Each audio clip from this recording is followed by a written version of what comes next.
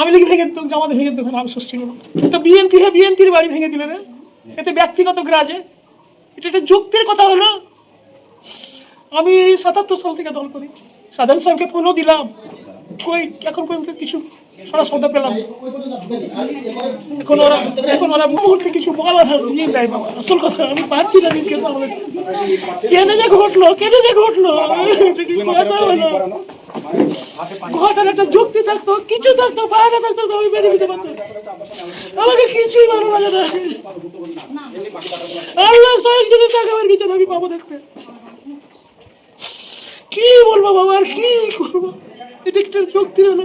আমার সাজানো বাড়িঘরকে ভেঙে চুরে শেষ করে দিল। ব্যক্তিগত আক্রোশ থেকে ওনারা আসছে যে আমার আব্বা আমার ভাইরা সবাই প্রতিষ্ঠিত, যেভাবে হোক আমাদের হাঙ্গা করে কিছু একটা করবে। যেহেতু আজকে শেষ সুযোগ, আমার ভাইরা চাকরির সুবিধে যে যেখানে ঢাকাতে চলে যাবে, ঢাকার এক এক জায়গাতে ওদের সুযোগ যে হ্যাঁ আজকে যেভাবেই হোক আমার কোনো ভাইকে হোক বা আব্বাকে হোক জখম করে কিছু একটা করবে, যাতে গ্রামের পরিবেশে গ্রামের মতোই তারা এইভাবে অত্যাচারিত নিপীড়িত হতে থাকে। যারা ছিল বিএনপি ছিল, আমার আব্বাও বিএনপি করে, আমার আব্বা প্রকাশ্যে বিএনপি করে, আর যারা ছিল তারাও কিন্তু বিএনপি। তাদের একটা ব্যক্তিগত আক্রোশ যে আমরা বিএনপি করছি, আমরা আমাদের মতো মাই খাচ্ছি, ঘুরে বেড়াচ্ছি, তারা কেন প্রতিষ্ঠিত হবে বাইরে থাকবে। সেইখানে আমার ভাইয়া ফেলে দিলে, আর আমরা ভেঙে আমরা কি মারছি, ঘরে সামনে দিলে টিন গালা আকাম করেছে, কারখানা জিনিস আকাম করেছে, ভালো ভালো জিনিসকে কেন করে হারা বাহির হবো।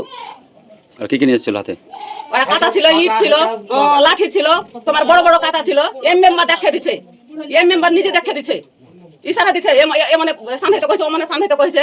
আমি টোটাল এস্টিমেটটা আমি যদি না করতে, আমার বাবা এখানে আছেন, আমাদের গেটটাই তো হচ্ছে এসএস গেট, অনেক টাকা দিয়ে আপনারা দেখছেন সেটা। তারপর আমাদের ড্রয়িং রুমটা ভাঙছে, সোফা সেটগুলো বের করে দিয়ে আগুন দিয়ে পুড়িয়ে দিয়েছে, আমাদের ভিতরে দরজা ধাক্কা দিয়ে ভাঙছে, আমাদের আসবাবপত্রগুলো ভাঙছে, এবং তারা আরও ক্ষয়ক্ষতি করার চেষ্টা করছিল, ভিতর পর্যন্ত আসতে পারে না, বাড়ির পিছন দিয়ে অ্যাটাক করছে। তারা আমাদের ব্যবহারযোগ্য জিনিসপত্র, তারপরে হচ্ছে এই মানুষটা বিএমপি করার পরেও তার বাড়িতে ভাঙচুর করলেন বিএমপির লোকজন।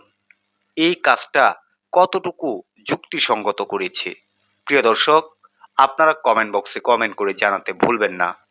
প্রিয় দর্শক, ভিডিওটা সর্বোচ্চ পরিমাণ শেয়ার করে সবাইকে দেখার সুযোগ করে দিবেন। সবাই ভালো থাকবেন। আসসালামু আলাইকুম।